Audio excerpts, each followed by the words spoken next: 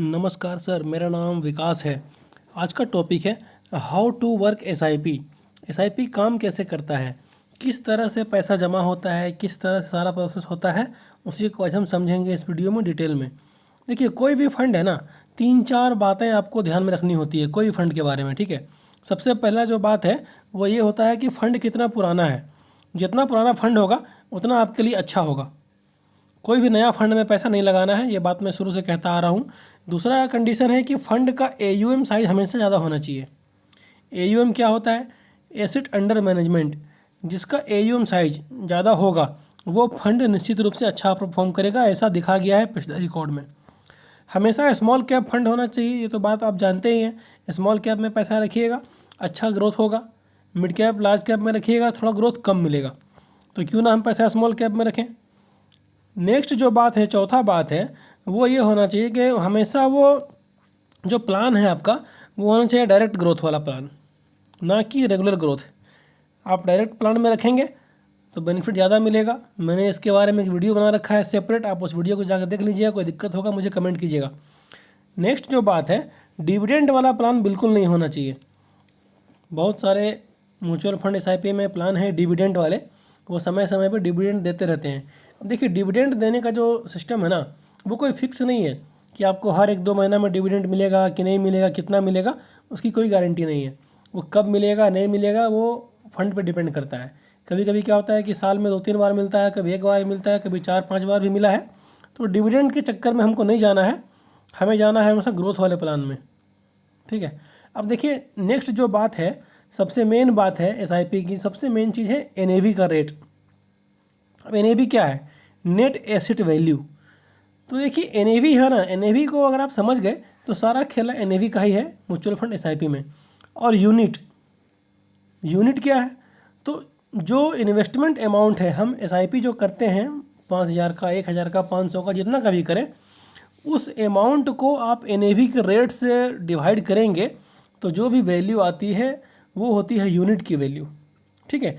जैसे एग्जांपल के तौर पे आप किसी सोनार की दुकान पे चले जाइए और उसे बोलिए कि मुझे एक सिक्का खरीदना है, सोना का सिक्का। ठीक है। तो उसका कुछ भी प्राइस होगा, उस सिक्का का दाम होगा कुछ भी, 100 रुपया, 200 रुपया, 500 रुपया, 1000 रुपया। यहाँ पे हम मान के चलते हैं कि सिक्का का दाम 120 रुपया है। ठीक है। सोनार के यहाँ गए, भाई हमें सिक्का खरीदना है, उसने कहा कि एक सिक्के का दाम 120 रुपया है। ठीक है। हमारे पास 1000 रुपया है, तो 1000 रुपये का हम सिक्का खरीद लेंगे। तो क्या होगा कि सिक्का कैसे मिलेगा? तो 1000 को डिवाइड करेंगे 120 से। 1000 रुपये हमारे पास है और एक सिक्का का दाम 120 रुपये है, तो 120 से भाग दे देंगे तो 8.33 यूनिट आएगा। मतलब 8.33 सिक्का हम खरीद सकते हैं। ठीक है। तो सिक्का तो हम पॉइंट में तो मिलता नहीं है, तो भाई 8 सिक्का लेंगे, 9 सिक्का लेंगे। बट यहाँ पे क्या होता है, म्यूचुअल फंड में यूनिट जो मिलता है वो आपको पॉइंट में भी मिल सकता है। इस बार पॉइंट में मिला 8.33, फिर अगर अगले बार मिला 8.24, दोनों को ऐड कर देंगे, उसी तरह से बढ़ते चला जाएगा। तो यहाँ पे आप समझ गए कि यूनिट का रेट कैसे हम लोग जानेंगे, यूनिट हमें कितना मिलेगा। एनएवी का जो रेट है उस रेट को हम इन्वेस्टमेंट अमाउंट से डिवाइड करेंगे तो जो वैल्यू आएगी वो आएगी यूनिट की वैल्यू आएगी। ठीक है। अब एक एग्जांपल यहाँ पे देखते हैं। निपॉन इंडिया स्मॉल कैप जो प्लान है, निपॉन इंडिया का स्मॉल कैप फंड, इसमें 2014 से इसका हम देखते हैं कि किस तरह से खेला हुआ है। ठीक है। ये 2014 में इसका जो एनएवी था वो 12 रुपये का था। हमने इन्वेस्ट किया 1000 रुपये एसआईपी का, हम मान के यहाँ पे चल रहे हैं आपको बताने के लिए। तो 1000 रुपया में हमें कितना यूनिट मिलेगा?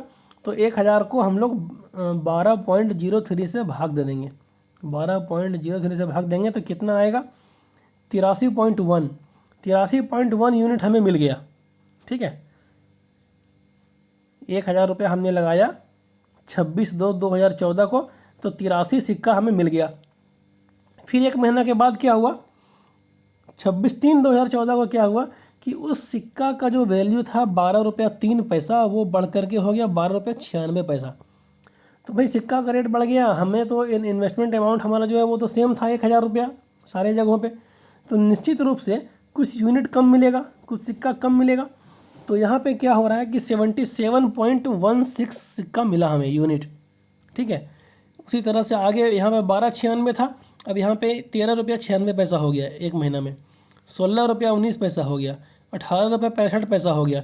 तो हमें यूनिट धीरे धीरे मिलना कम हो गया, 77 यूनिट, 71 यूनिट, 61 यूनिट, 53 यूनिट, इस तरह से हमें मिलता चला गया। ठीक है, आगे देखेंगे 7वां महीना 2014 में 18 रुपये 83 पैसा हो गया, तो 53 यूनिट मिला। ठीक है, उसी तरह से यहाँ पर देखते जाएंगे आगे। 2015 आते आते क्या हो गया, 27 जनवरी 2015 को सिक्के की वैल्यू हो गई 25 रुपये 52 पैसा, तो हमें मिला 39.18 सिक्का मिला। ठीक है, उसी तरह से आगे बढ़ता गया कारवां आगे बढ़ता गया, हम SIP कंटिन्यू करते गए। देखिए यहाँ पे क्या था कि इस सिक्के की वैल्यू 2015 में जो यहाँ 25 रुपये 52 पैसा था, फिर देखिए कम भी हो गया, 24.27, 23.2, 23.26, 23.95, 23.90। तो इस तरह से सिक्का का दाम कम बेसी होते रहता है हर एक महीना में। ज़्यादातर केस में सिक्का का दाम बढ़ता ही है, घटता नहीं है, NAV का रेट। तो इस तरह से होता गया। आप कंटिन्यू SIP करते गए, कभी मिस नहीं किए। उस तरह से आगे चल करके फिर क्या हुआ, 2016 आते आते उस सिक्के एक यूनिट की वैल्यू जो हो गई वो हो गई 28 रुपीज़ 83 पैसा। कितना यूनिट हमको मिला, 34.69 यूनिट हमें मिला। ठीक है, अब आगे चलेंगे। अब आते हैं 2023 में। उसी तरह लगातार चलता गया, हर बार कुछ ना कुछ बढ़ता गया, उस यूनिट का, उस NAV का रेट बढ़ता गया। अब यहाँ पे आते आते 2023 में 89 रुपया हो गया। अब 89 रुपया हो गया, हमने तो भाई 1000 रुपया ही लगाया हर मंथ में। ठीक है, तो हमें यूनिट मिला 11.17, फिर 90 रुपया हो गया, कितना मिला 11.08। इस तरह से NAV का रेट जैसे जैसे बढ़ेगा तो हमें यूनिट वैसे वैसे धीरे धीरे कम मिलता जाएगा। मिलते क्या हुआ कि लास्ट आते आते 26/12/2023 को उसके यूनिट का प्राइस जो है वो हो गया 137 रुपया 5 पैसा। हम लगाए कितना, हर महीना 1000। तो उस समय हमें 80-90 यूनिट मिलता था 1000 रुपये में, आज वो मात्र 7 यूनिट मिल रहा है। बट ऐसे करते हमारे पास जमा होते 3224.82 यूनिट जमा हो गया। 3224.82 यूनिट जमा हो गया और 25/1/2024 को इस यूनिट का एक NAV का जो रेट है 137 रुपया से बढ़ करके 140 रुपया 13 पैसा हो जाता है। और 3224 यूनिट हमारे पास है और एक यूनिट का कीमत 140 रुपया है। तो आप अपने दिमाग से, अपने कैलकुलेटर से आप कैलकुलेशन कर लीजिएगा कि वैल्यू कितनी होती है और हमने पिछले 10 साल में जमा कितना किया है। तो ये तो मैंने आपको लाइव एग्जांपल दिखाया कि यूनिट किस तरह से काम करता है, NAV का जो रेट होता है वो कितना फैक्टर है, इसमें कितना महत्वपूर्ण है। तो इसी तरह से फ्रेंड्स, आपको म्यूचुअल फंड SIP के बारे में और कुछ जानना है तो आप मुझे इस नंबर पे व्हाट्सअप कर सकते हैं। वीडियो यदि पसंद आई हो तो वीडियो को लाइक करें, शेयर करें, और जो लोग इस चैनल पे नए हैं वो इस चैनल को सब्सक्राइब करें। मिलते हैं आपसे अगले वीडियो में, तब तक के लिए बाय और जय हिंद दोस्तों।